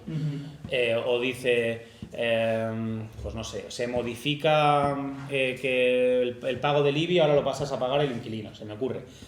En ese caso, lo que se ha hecho ha sido meterle un poco una puntilla a un contrato y el contrato que sigue en vigor es el inicial y hay que tener en cuenta el contrato que se firmó inicialmente. Si esa adenda, en cambio, modifica lo que son condiciones esenciales del contrato, la renta, la duración, determinados elementos que son muy esenciales, podemos entender que a lo mejor es un nuevo contrato. Podemos entender, volvemos a lo que estaba diciendo yo, es un tema de interpretación y ahí la mayoría de las veces el arrendador va a decir no, esto es una adenda, tu contrato está en tácita reconducción, lo firmaste hace 5 años, no hay nada que hacer, nosotros podemos pelear por decir no, mira, el día que firmé esto y que tú lo firmaste conmigo, estábamos firmando un nuevo contrato y como tal empezó a surtir efecto en ese momento.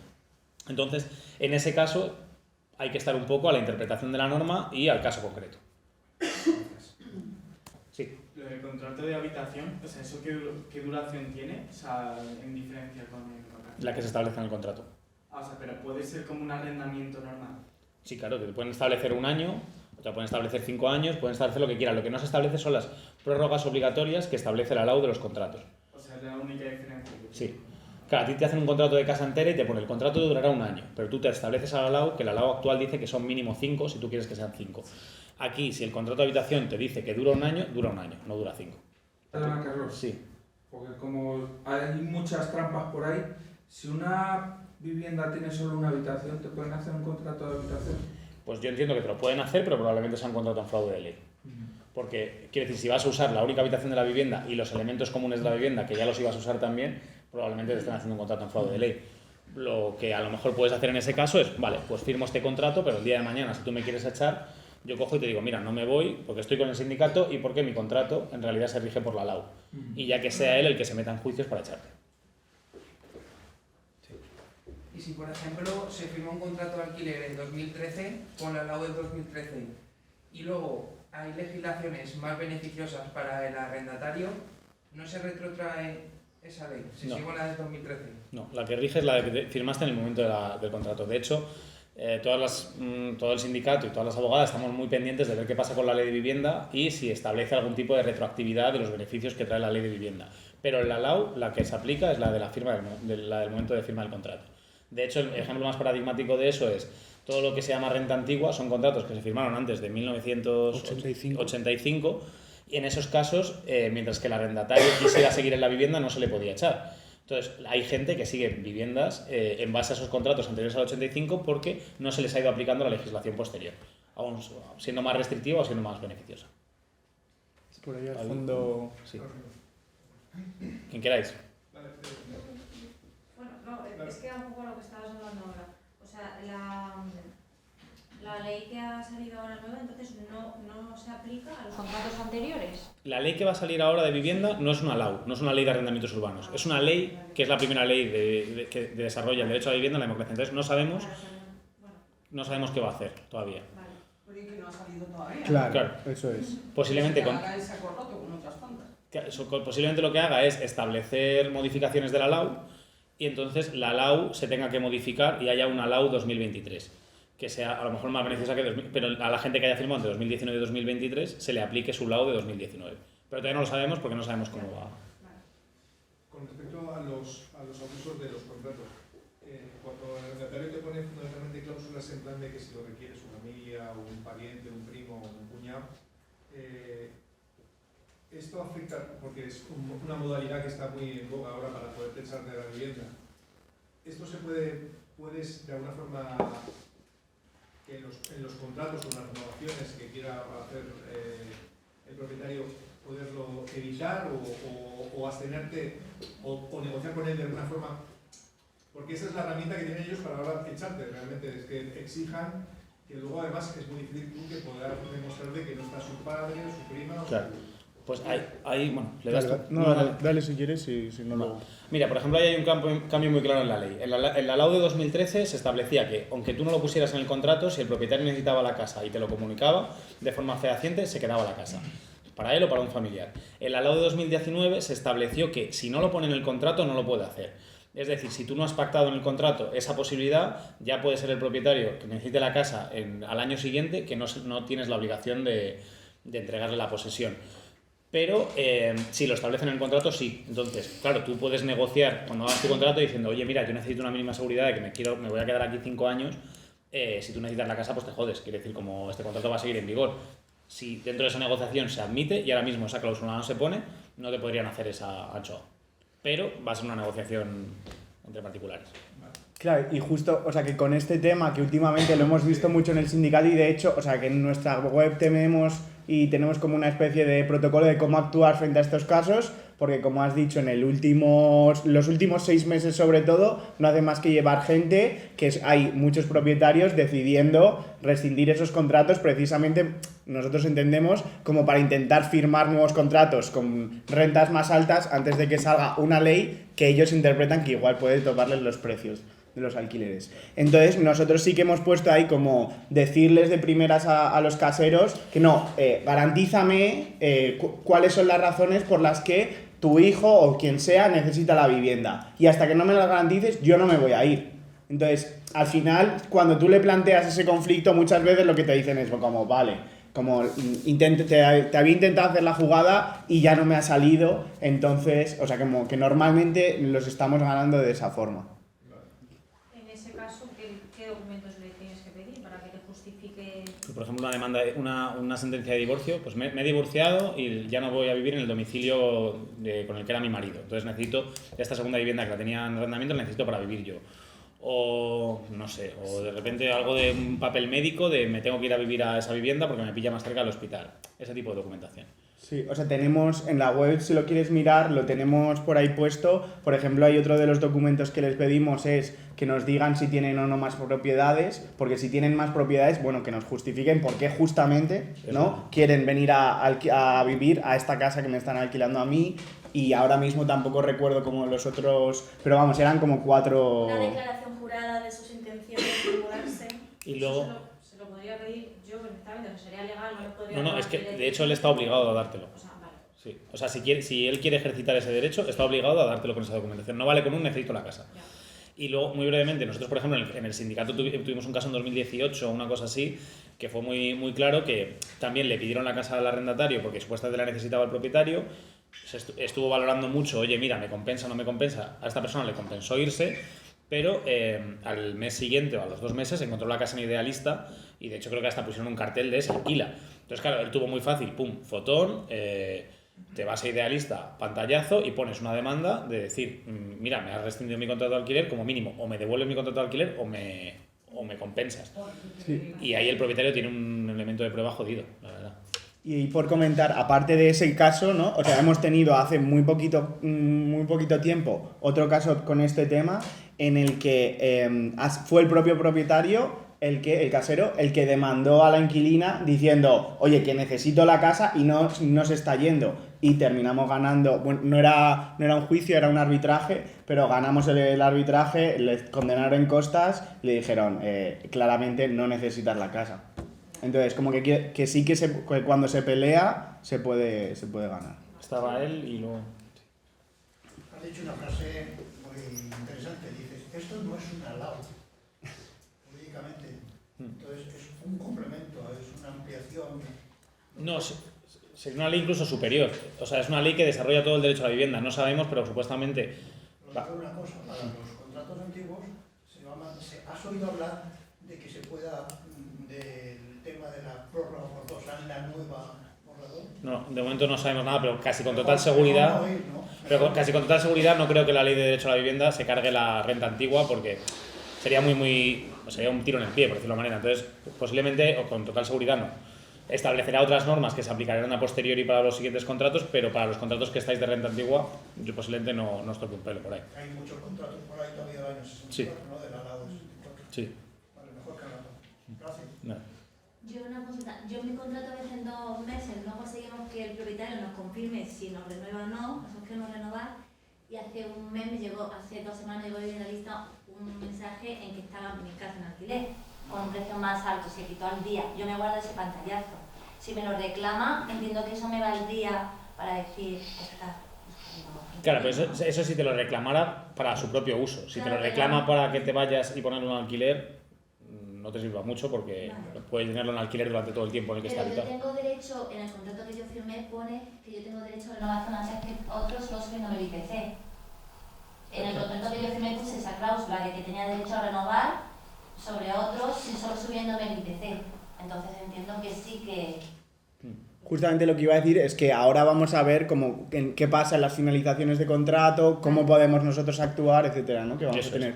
Espera, que tenía Ali y bueno, o Eguski, si quieres, cualquiera de los dos. Estaba pensando en el momento en el que vas a firmar el contrato, ¿no? Que entiendo que nos has dicho como que miremos bien todos los elementos para negociar los que sean más favorables a nosotras, pero pensando también en que en muchas de las, por ejemplo, justo esta última que hemos dicho, de lo de Silenita para sí, no, pero otras en las que sí que te puedes acoger a la LAU siempre, si es más, si lo otro es más perjudicial, y en el contexto que hay ahora de tanta competición entre las inquilinas, cuando vas a firmar un contrato que estás compitiendo con no sé cuánta gente, podría ser más beneficioso como callarte si ves alguna cláusula abusiva y hacerte la inquilina sumisa y luego ya firmar y después, ¿no? Sí, porque eso te es. pones a decir, es que aquí el desistimiento no sé qué, ¿no? Por ejemplo.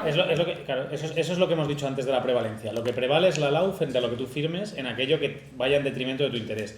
Si tú estás firmando un contrato súper chungo que tiene cláusulas abusivas que son muy contrarias a la LAU, tú lo firmas igualmente porque se va a aplicar la LAU. Incluso después, una de las cosas que se puede hacer es, tú lo firmas, una vez que el contrato está en vigor y sabes que tienes 7 años, al mes siguiente te mandas a tu inquilino y le abres un procedimiento judicial a tu casero, perdón. ¿Qué pasa? No sé. Arrendador, arrendatario, se que hacen las palabras como parecidas. Te mandas a tu casero y le haces un juicio para que le quiten esas cláusulas al contrato. Vale. Sí, eso es justo el caso, por seguir de David, con el tema de los honorarios de agencia, que a lo mejor desaparecen, pero todavía hay, tú puedes pagarlos y luego reclamarlos después. Claro. O sea, que es una forma de que no pierdas la posibilidad de entrar. Por ahí, luego por ahí. Luego por ahí. Código Civil, ¿qué artículos hacen referencia a arrendamiento? Ni puta idea. O sea, hay que decirlo, el que he puesto antes, el 1450 y no sé cuántos. Solamente. Y siguientes. Y siguientes. Yo creo que eso Google nos lo dice. Sí, pero vamos, o sea, los arrendamientos de vivienda están todos en la LAU. Lo que pasa es que el Código Civil es la norma supletoria, entonces creo que es el 1400, el 1000 no sé cuántos. Voy al caso concreto que a mí me interesa. El mío no es, o sea, en nuestro caso, que es un colectivo, estamos no estamos en vivienda, estamos en un local que se llama comercial. Entonces, por eso te lo preguntaba, más que nada. Pero en un local comercial, pero el contrato es de vivienda. El contrato hace referencia constantemente a la LAU. Claro, pero porque eso viene en la LAU también. La LAU regula los contratos de vivienda y para uso distinto de vivienda. Sí. Si tu contrato es de un local comercial, pero es un contrato de vivienda, es un contrato de vivienda. No, no es contrato de vivienda. Pero es una cooperativa. Vale, pues entonces lo que rige es la segunda parte de la LAU, que yo no la he desarrollado, pero que es los contratos para uso distinto de vivienda. Y que es la segunda parte del artículo de la LAU, que es a partir del artículo 30 y algo. Me la leo, no te preocupes. Y ahí es lo que regula. Por ejemplo, quiere decir, si yo alquilo este espacio, imagínate que la Maliciosa fuera un local alquilable. Yo lo alquilo, pues ahí, por ejemplo, no rige la duración mínima de los 5 o los 7 años. Puedo alquilarlo por 15 años, por 30 años. Mucha gente, para un comercio, para un local, para un colectivo, lo alquila para muchos años, porque es lo que le puede dar estabilidad al espacio, o lo puedo alquilar para uno. O lo puedo alquilar para 6 meses. La duración no establece, pero son aquellos contratos que son para uso diferente de vivienda. No hay Código Civil. No, la LAU, la segunda parte de la LAU. Vale. Eso, gracias. Y supletoriamente el Código Civil, pero igual que en la LAU. duda. Aquí en mi contrato, que es con un gran tenedor, con una empresa, pone que el precio del arrendamiento se verá acomodado anualmente a las variaciones que más o menos experimente el índice de precios al consumo. Que más o menos. Vaya huevos, chaval. Vaya cutres, chaval. Más o menos, pone, más o menos experimente el índice de precios al consumo que se fija por el Instituto Nacional de Estadística. Pues más o menos. Claro, pero al ser preso. O sea, que no lo había visto en mi vida una cláusula así, pero... Variación del IPC hacia arriba. Sí, claro, yo supongo que ahí si te cogen y te dicen, o sea, que decirlo, tendría que ponerlo en un término más o menos jurídico, no lo puedes poner como así por andar por casa. Yo ahí si me coge y me dice, pues es esto, pues es el IPC redondeado para arriba, yo le diré, pues es el IPC redondeado para abajo. Vale. Pero ahí es donde está un poco el... Y ahí también al ser persona jurídica está obligado como máximo el 2%. Sí. Actualmente sí, con la ley que hay ahora... Sí. Y ya hay otra cosa, porque pone, dado que la publicación de los índices definitivos de los precios al consumo normalmente se demoran, las partes convienen aplicar el índice provisional correspondiente. O sea, que eso puede sacar de la manga o cómo. Provisional. Eso no. Es decir, eso viene regulado en la LAO y lo que tienes que aplicar es un índice de un IPC concreto. Es decir, si en marzo era el 6% y en febrero era el 4%, eso viene regulado en la ley si es uno o es otro. Es que es un listo este. Vale, pues sí, no sé si hay alguna duda más. Había dos más y vale. Pasamos a la otra parte. Dale tú. Vale, yo dos cosas. Lo que estabais comentando antes de los horarios, o como se quiera llamar, que se paga a la inmobiliaria. Yo como inquilina, por ejemplo, cuando firmé el contrato del 2021, le pagué, no sé si eran 300 euros por firmar nuevo contrato y tal. En ese momento lo pagué, pero yo ahora podría reclamarlo. Dependiendo de si tu casero es una persona jurídica, es decir, una empresa, o es una persona física. Pero esto hay que tener muy en cuenta que muchas veces en el contrato ponen menganito no sé qué y luego vas a la nota simple que es el registro oficial, digamos, el registro de la propiedad y te sale que la propiedad no es menganito, sino que es no sé qué SA. Entonces hay que tener en cuenta que está bien siempre saber exactamente que cuesta 3 euros o 4 euros y poco. 10 euros por internet. 10 euros por internet. Y entonces, dependiendo, si es una persona física, sí que podrías pagarlo. O sea, quiero decir, no lo puedes reclamar. Eso es. Vale. Solo lo puedes reclamar. Ahora porque es jurídica. Eso es. es. Una empresa y Vale. Y otra cosa que se me ha olvidado. Con la nueva ley que van a sacar, el precio del alquiler, por ejemplo, si el día de mañana se me acaba el contrato y esta persona lo quiere alquilar a otra persona, el precio que vaya a fijar de alquiler, ¿tiene que ir de acuerdo al alquiler anterior o no? No lo sabemos todavía. No se sabe todavía. Todavía no lo sabemos.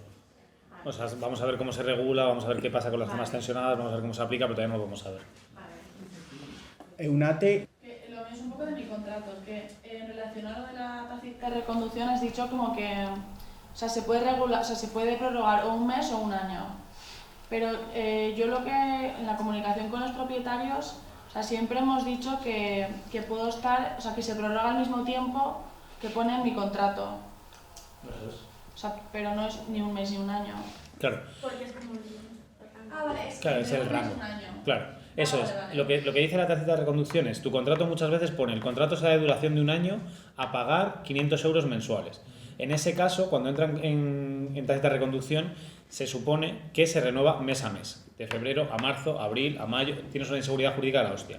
Pero muchas veces el contrato pone, la renta del arrendamiento será 5.000 euros al año, a pagar 300 euros al mes. En ese caso, se va renovando año tras año. Pero habría que ver el caso concreto y verlo. Nosotros, lo que pasa es que es lo que te decíamos antes, nosotros siempre vamos a interpretar las normas a base de nuestro beneficio, ellos lo van a interpretar a base del suyo y puede llegar que lleguemos a un momento en el que haya un juez en medio que decida para qué lado cae la pelota. Pero nosotros siempre vamos a hacer así. Una cosa, si no te avisan en esos 4 meses, ¿te avisan después? Pues ya no. Tu contrato se ha renovado automáticamente. Sí. Se entiende que se ha renovado y tú coges y le contestas, mira, no me voy a quedar en la casa porque el contrato está renovado. El año que viene prueba suerte de nuevo y ve a correos al burofax un poco antes. Ponte una alarma en el móvil. Hasta que dure, ¿no? El contrato. Bueno, si él en verdad quiere echarte, lo que va a hacer es pues comerse ese contrato un año más, pero la próxima vez sí que con 4 meses de antelación te va a mandar un burofax. O sea, si por ejemplo siguen de contratos de 7 años, ¿me puede mandar al año un burofax? No, porque tu contrato si se está renovando anualmente, es que se está renovando anualmente.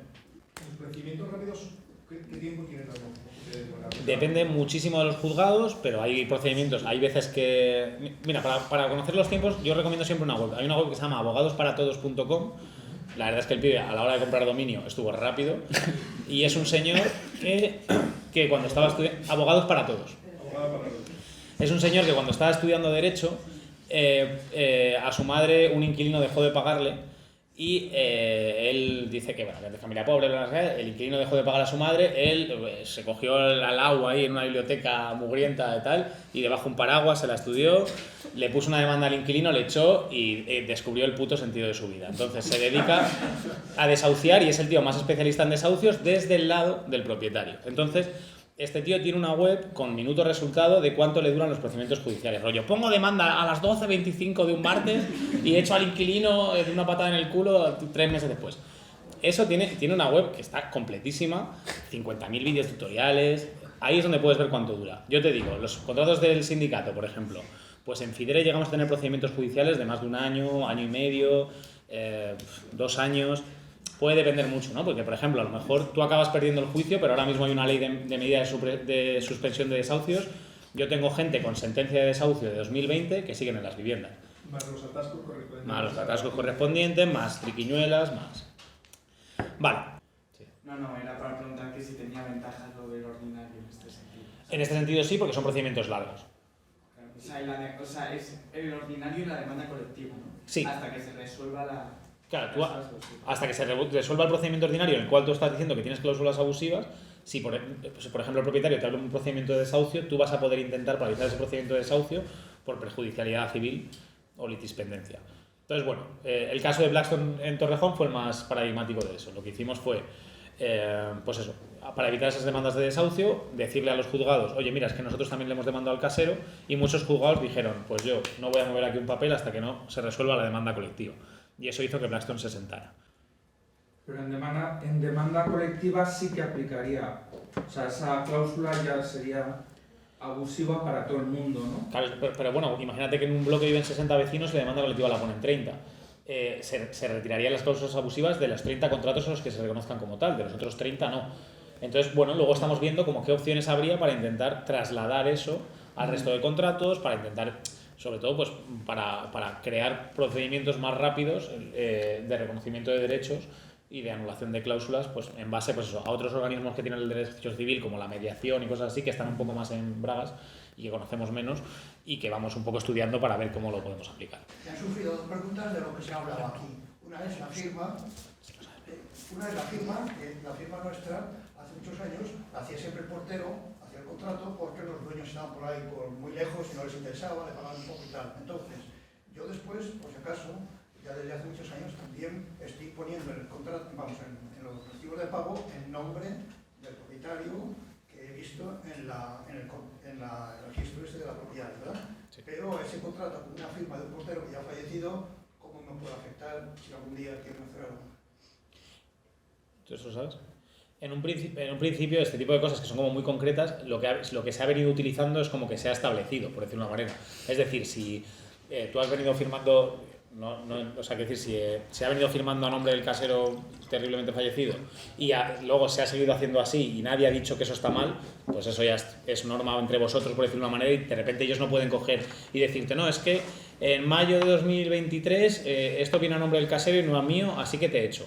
No, porque viene en mayo de 2023, pero también viene todos los meses anteriores. El casero es individual, pero ya hace 20 o 30 años que yo estoy poniendo, pero el nombre del casero real. Sí, pues eso ya está bien hecho. Pero ya está, ¿no? No sí, hay problema, ¿no? No hay problema. Y la segunda, lo de la fecha de... No, por favor.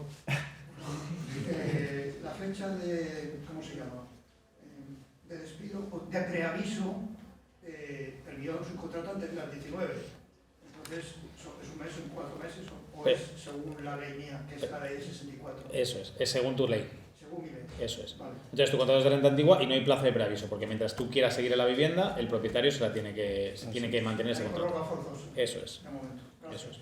Él te puede mandar un burofax, te puede decir, tal día te vas, pero no te puede obligar a irte. Tú te puedes mandar un burofax y te comunica, oye, ¿qué te parece si te vas en tal fecha? Y tú le dices, pues no me parece bien, pues ya está.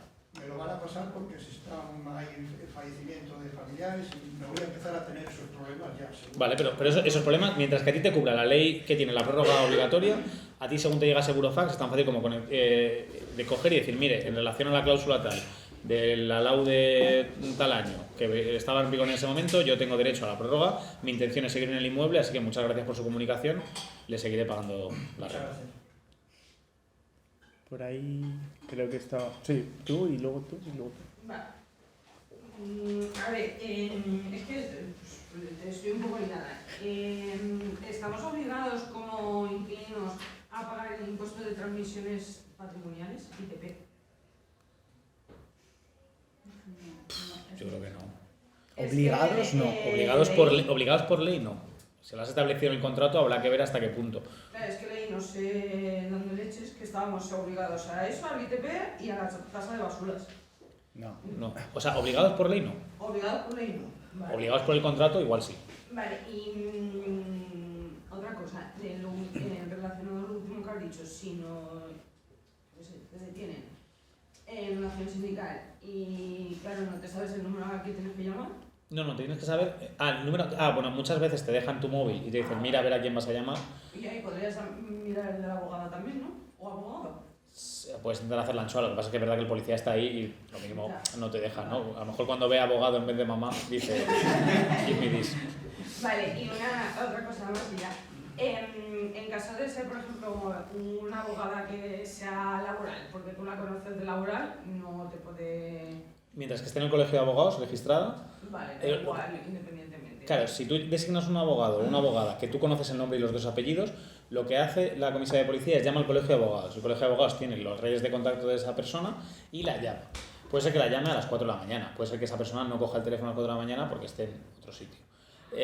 Si no coge el teléfono, le van a comunicar a la comisaría, oye, este abogado no lo encontramos. Te lo van a decir a ti y tú vas a decir, bueno, pues que me pongan uno de oficio o prueba con este otro abogado. Supongo que los narcos, pues yo que sé, van ahí con tarjetas y van tirando. Vale. Pero normalmente tú te vas a ver un nombre o dos. Vale, perfecto. Muchas gracias. No sé si creo que tú... Sí, yo. Pues yo era una duda más en plan, económica, porque el mercado de la vivienda en realidad se regula por la ley de oferta y demanda. Aparte, un casero, por ejemplo, los fondos de inversión vienen aquí y ellos por contrato pueden poner el precio que quieran, ¿no? Pero si los precios ahora, la coyuntura actual están tan altos, no es porque la demanda ahora es mucho más alta que la oferta. Es decir, imagínate que ahora, pues yo que sé, se equilibra un poco el mercado y la oferta de demanda, pues, se equilibra, están en una situación de equilibrio. No tendría que bajar el precio de alquiler o lo ponen ellos así, me refiero. ¿Quién quiere contestar por ahí? Yo de primeras está desequilibrado, nunca hay equilibrio. El precio siempre es desequilibrado, por una sencilla razón. Porque, como antes igualmente ha dicho el compañero, esto no es un mercado de iguales, es un mercado donde unos ejercen con el capital un bien que tú tienes que consumirlo, quieras o no, porque no vas a vivir debajo de un puente. Entonces, ellos ponen el precio que les salga del pie. Y con eso especulan, unos, otros, más allá, para acá, para allá. Y como tenemos un país de constructores y que se le ha permitido la construcción, el sistema de financiación del Estado, pues esto ha permitido este sistema burocrático y de especulación inmobiliaria. Entonces, que Blaston esté aquí, o los caseros de individual, existe, y esta especulación existe. Entonces, de primero, nunca hay equilibrio, hay desequilibrio. A ver, equilibrio, por ejemplo, es en Holanda, donde yo tengo amigos míos que viven en Holanda y pagan 500 euros por una casa de 70 metros cuadrados con 2 habitaciones en el centro de Ámsterdam. ¿Por qué? Porque es una casa social, es un beneficio social. Cuando hay una estructura del Estado que ayuda a construir, pero si tú lo dejas en una burocracia administrativa de privatización, pues tenemos un mercado inflamado. Como hace unos años, la vivienda, perdonad, yo tengo 50 años, alguna gente lo sabrá, antes de entrar en el euro, vivir en Madrid Vivir en Lavapiés costaba 150 euros. ¿Qué ha pasado? ¿El euro qué nos ha hecho el euro? ¿Qué especula? ¿A quién le ha beneficiado el euro? ¿Al equilibrio o al desequilibrio? Yo voy a recomendar los cursos digitales. O sea, yo quiero añadir a lo que está diciendo, o sea, en realidad cualquier mercado está regulado. O sea, hay unas regulaciones que dicen cómo funciona. La cosa del mercado de alquileres es que está regulado a favor de los propietarios, es el problema. Entonces ha habido leyes sucesivas, la de 2013 yo creo que es una de las peores, que más poner la alfombra roja que decía Alberto al principio a los propietarios. Entonces, si tú haces los contratos de alquiler más cortos, que te hacen que puedas echar a la gente y subir el precio todo lo que quieras, pues viene Blackstone, te dice, te sube, compra 200 bloques, sube los precios en esas zonas y ya haces un efecto que sube todo. O sea, que el debate que hacen, bueno, sobre todo muchos liberales, que dicen que si tú construyes más pisos y haces que suba la oferta para equilibrarlo, aún así podrían ellos establecer igualmente precios. Claro, no hay ninguna otra regulación. Y también por añadir en esto como que la oferta ya está de por sí muy manipulada, no es como la oferta así en la nebulosa, ¿no? Como que o sea, los fondos de inversión han llegado a controlar tanta parte del mercado, tanto porque se les ha dado viviendas muy baratas, ¿no? Viniendo de la burbuja, sí. O como porque pues, muchas viviendas se han dedicado al turismo o se han mantenido vacías a posta, que ellos también han generado la oferta que les apetecía, es decir, que tienen un poder de controlar el mercado, entonces ellos tienen intervenido en ese mercado, entonces siempre apelan a esa idea, pero pues no, vamos, que es muy desmontable. Sí. Y luego también los pequeños propietarios se han aprovechado. Ya que está todo tan arriba, pues vamos a aprovechar nosotros y sumamos nosotros también. Incluso Idealista está expedientado por la Comisión de la Competencia por haber inflado los precios de manera fraudulenta para generar ese contexto alcista. Idealista se ha dedicado además a llamar a Peña diciendo sube el precio, que eres tonto. Entonces, evidentemente a todo el mundo se ha subido el carro, como decía Ramón, de un contexto que un poquito a lo mejor lo generó Blackstone o Cerberus, ¿no? Los primeros fondos que entraron, pero que luego se ha extendido y es una práctica habitual. Y todos sabemos que las cosas cuando suben, luego ya bajar es muy difícil. Depende de las políticas públicas, pero como tenemos una comunidad en donde las políticas públicas son de libertad del bar y los demás, pues lo que se jodan, pues es lo que tenemos. Entonces, si por ejemplo, tú imagínate San Chinarro o los PAUs correspondientes que ha habido de la expansión de Madrid, hubiera sido simplemente, en vez de dárselo a sus coleguitas del Corte Inglés para financiar, para vender a especulación los terrenos, si hubiera hecho eso con estructura pública, hubiera dicho, no, vamos a ver, esto, vale, dragado, su puta madre, yo te cedo 50 años esta gestión, pero los costes son, vas a hacer 50.000 viviendas, pero las viviendas van a ser a 200 euros de alquiler. Eso hubiera controlado todo un sistema de viviendas, de derechos, etcétera, etcétera. Pero vivimos en el país de quien es más pirata, o gana, evidentemente. Entonces, el problema es que tenemos leyes que benefician a este sistema de especulación y de empobrecimiento de la sociedad, porque al final y al cabo nos empobrece a todos. Nos empobrece a la mayoría. Hay que cuidar a los que vienen a invertir. Sí. Claro, y sobre todo con el tema de la oferta que has comentado antes, o sea, en España ha sido el país de Europa que más viviendas se ha construido en los últimos 20 años y en los últimos 20 años ha sido una locura el precio, ya no solo del alquiler, sino el precio de los suelos. ¿Por qué? Porque no depende de la oferta y la demanda, sino que la vivienda es un bien, que es lo que es un bien financiarizado, ¿no? Que no depende exactamente, sino que está en otras lógicas, que no es como el tema de hoy, como tocar todo eso, pero que si quieres luego podemos pasarte como más artículos, tal, como para desarrollar estas ideas. Lo que has dicho anteriormente de la estructura de la especulación que ha habido a nivel inmobiliario tiene que ver con la estructura de la financiación de la cual venimos. Quiero decirte, nuestra estructura de Estado se financia a través de la privatización del terreno. O sea, en los planes urbanísticos, pero esto viene ya desde la dictadura. Entonces es un modelo que se viene repitiendo y se viene construyendo desde ese proceso. El problema es cómo se transforma todo eso en políticas públicas que los terrenos, en vez de comercializarlos y malvenderlos, se hagan viviendas públicas, se hagan edificios públicos, no para luego vendérselos a los coleguitas. Vale.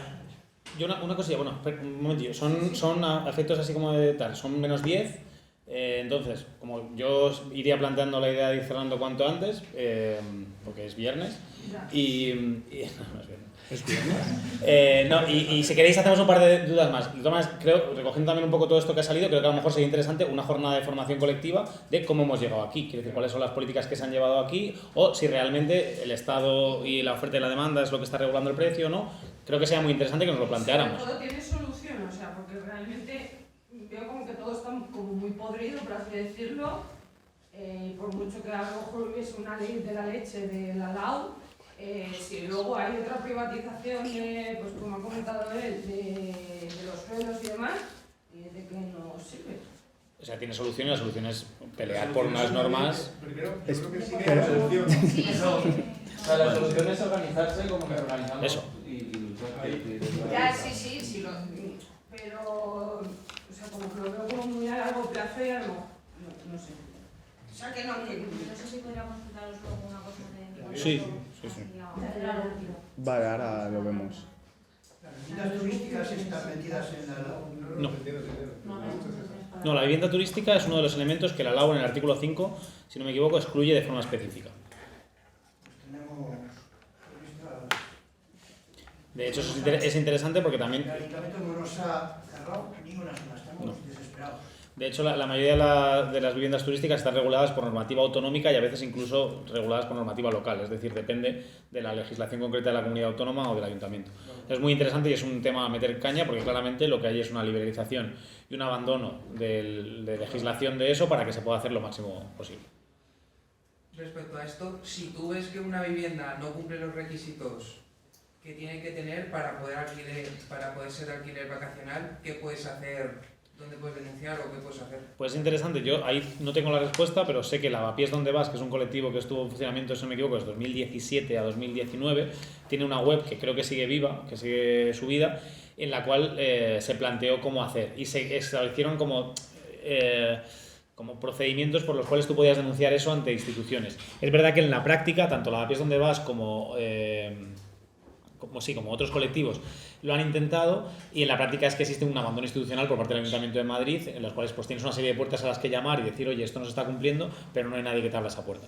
Entonces, bueno, está interesante como ver cuáles son las normas que se incumplen, ver qué es lo que se puede hacer, pero yo sé que en la práctica, por lo menos en Lavapiés se ha intentado y el resultado no ha sido el que esperábamos, que es que de repente pues le llegara a esos propietarios un requerimiento del Ayuntamiento de cierre o una orden de precinto. Eso no ha pasado, porque no hemos visto ningún Airbnb precintado. Pero es claro que tiene que haber algún procedimiento por los cuales buscarle las cosquillas. Claro, al final con todo esto, también como comentando un poco lo que tú decías, ¿no? O sea, que al final todos estos procedimientos, todas estas cuestiones legales, la única forma de cambiarlos es luchando. Entonces, o sea, pero no es como que creamos esto porque es una idea abstracta, sino que al final, o sea, que eso es lo que ha pasado en la historia, ¿no? O sea, que por ejemplo, o sea, que no era por como... O sea que, por ejemplo, las huelgas al principio eran un delito, hacer una huelga te llevaban a la cárcel directamente, luego pasa a ser una falta tal, y luego es un derecho ahora mismo, ¿no? Una huelga laboral. Por ejemplo, en Nueva York las huelgas de alquiler en ciertos momentos, o sea, en ciertos ámbitos concretos son también un derecho de los inquilinos por unas grandes huelgas que hubo entre 1915 y 1920. Entonces, al final toda la legislación lo que hace es traducir de alguna forma los conflictos sociales que hay. Si hoy en día es posible que en 2019 o que hoy se esté hablando de una ley de vivienda, no es porque, bueno, pues hay un problema de la vivienda, sino es porque desde 2008, desde 2010 que nació la PA, etcétera, desde 2017 que nacemos nosotras, hemos metido estamos visibilizando, organizando un problema social y dando respuestas directamente, no esperando a que hagan tal o cual ley, sino que somos nosotros mismos los que planteamos esas respuestas en el momento actual. Porque, por ejemplo, o sea, que si tuviéramos que esperar a que regulen los alquileres, nosotros hemos sido capaces desde el sindicato de regular los alquileres en muchas situaciones, de muchos bloques que les estaban echando, de muchas personas individuales a las que les estaban estaban diciendo, no, te vamos a subir de 600 a 1200. Y nosotros, o sea, no ha sido el gobierno, no ha sido tal, hemos sido nosotros mismas las que hemos conseguido, uniéndonos y con esta fuerza, regular el precio de los alquileres. Pues esto al final yo creo que es un poco lo mismo. Pues sí, que cerramos aquí.